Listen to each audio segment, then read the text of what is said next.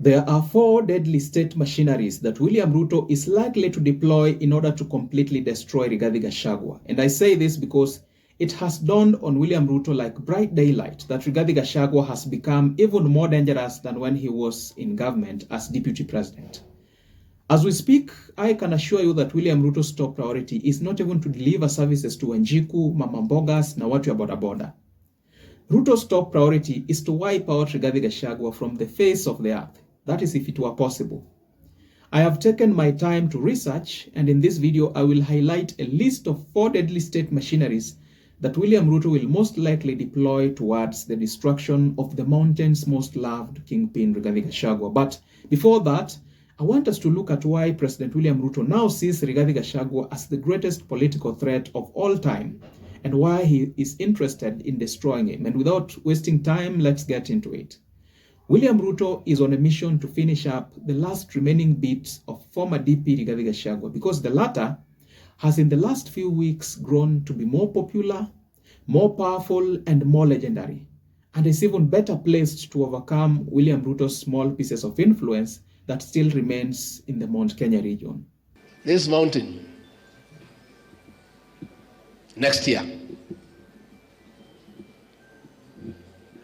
the political movement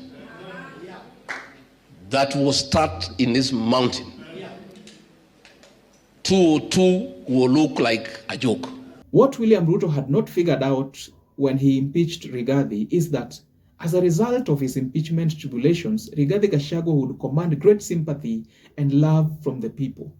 And it is this love and influence that now turns out to be William Ruto's greatest political nightmare. We now see clearly that impeaching Rigathi is the single worst mistake of the William Ruto presidency. Yesterday, former DP Rigathi stormed a music concert at Ihura Stadium in Muranga County, and the crowds went wild with shouts and cheers to Rigathi. Things even got messier when the event organizer allegedly declined to give Rigathi Gachagua a chance to address the people, so much that when Rigathi left the stadium, he literally swept with him the entire crowd, bringing the music concert to an end. Here is the tape.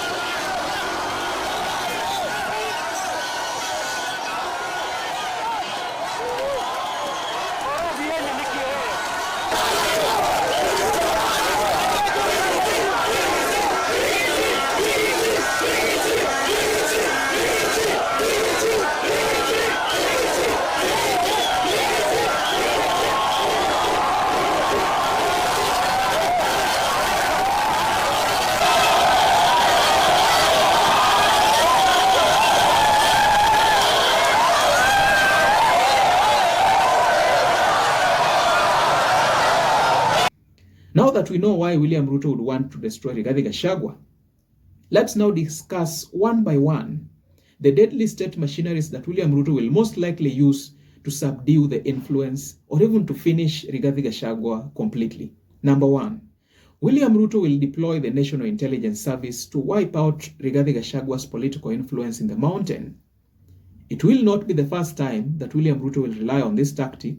A few days ago, Rigathi had cried out to the public that security agents in unmarked cars had been following him wherever he goes. These strange people were parking at the entrance of Rigathi's Nairobi residence, and the kind of information that they were gathering included things like the kind of visitors who were coming to see Rigathi. They were also trailing the former deputy president wherever he went, including his rural home in Nyeri. I believe that William Ruto has always relied on this method of surveillance, and he will always use it at his convenience. By deploying the NIS to follow up Rigathi wherever he goes, then William Ruto will be able to gather information not only on the kind of political leaders that the former DP is engaging on a daily basis, but also on the kind of discussions that they are having, especially those ones pertaining to the future politics of Mount Kenya. The art of spying entails being ahead of the game, and this is the same tactic that was used by Uhuru Kenyatta against William Ruto when he was deputy president, although it didn't work towards doing away with William Ruto, and that was either by design or by God's will. If William Ruto can successfully get into the mind of Rigathi Gachagua through his premeditated spycraft, then he can successfully subdue Rigathi's political influence that continues to grow in the mountain and beyond every single day. Number 2, William Ruto will use the DCI to intimidate Rigathi, and I say this because I have lived in this country for quite some time and have understood how our politics work. If the deep state wants to frustrate you, then it can manufacture erroneous allegations that can result into endless court cases that either depletes your financial resources or keeps you commuting from police station to court to your home and vice versa, and thus deny you a chance of being active in politics. Rigathi Gachagua is likely to face a similar circumstance orchestrated by his former boss, President William Ruto. Remember what happened when former Interior CS Fred Matiang'i announced that he would run for president. William Ruto and his top advisors felt threatened, and before Matiang'i knew it, he was ordered to enter an appearance in a case where internally displaced persons from Nyamira and Kisii counties sued the government over 6 billion shillings compensation. It will be a similar tribulation for Rigathi Gachagua, and I believe nothing will change. You just watch out. Number 3, I am convinced beyond any reasonable doubt that William Ruto might want to use the anti-terror police security unit to frustrate the political activities of Rigathi Gachagua. And I say this because history repeats itself and nothing is new under the sun. Remember what happened when the deep state was against Miguna Miguna. Miguna had claimed that an anti-terror police unit had entered his home, and these people were planning to do away with him, and were it not for the SMS that he had pre-typed and sent to media houses, it would have been a different story altogether today. It will not be surprising when a similar thing happens to Rigathi on the pretext that Rigathi is allegedly sponsoring terror groups involving government enemies or disrupting the peace of the mountain. Lastly, we must not forget that William Ruto has NCIC at his disposal, even though the law requires that such should be an independent institution whose activities should not be influenced by politicians. Rigathi Gachagua's every statement and word will be analyzed, reanalyzed, and overanalyzed and documented in order to find out if there could be any single thing that can be associated with hate speech and which could land the former DP Rigathi in court and consequently in jail. Between now and 2027, we shall witness a lot of drama, especially between William Ruto and former Deputy President Rigathi Gachagua. The political temperatures are already high following Rigathi's monumental political comeback.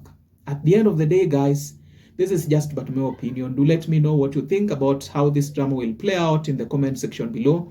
And if you think there is any more state machinery that William Ruto might want to deploy against the DP Rigathi, do let me know about that also in the comment section below.